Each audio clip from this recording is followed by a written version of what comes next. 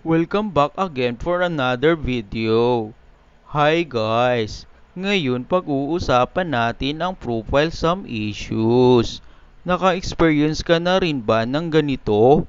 O gusto mo lang malaman kung paano ito i-fix kaya ka nandito? Anyway, maraming salamat sa panunood. Pag-usapan muna natin kung paano tayo nagkakaroon ng profile some issues.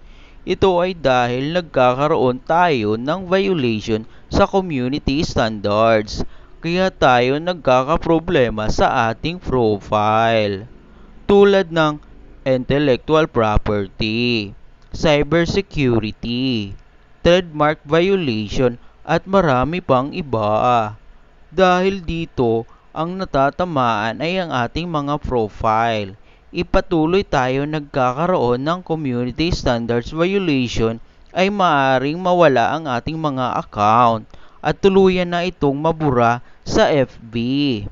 Kadalasan sa mga violation na nabanggit ko ay auto-remove ni paring M. Once na na-remove na ni paring M ay wala na tayong magagawa nito, kundi hayaan na lang.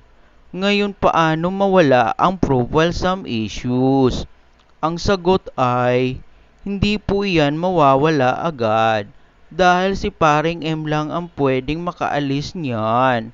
Kaya kung ikaw ay nagkaroon ng ganito, ang gawin mo lang ay patuloy pa rin sa pag-upload ng mga content na kung saan ang mga content na ina-upload mo ay sumusunod sa community standards.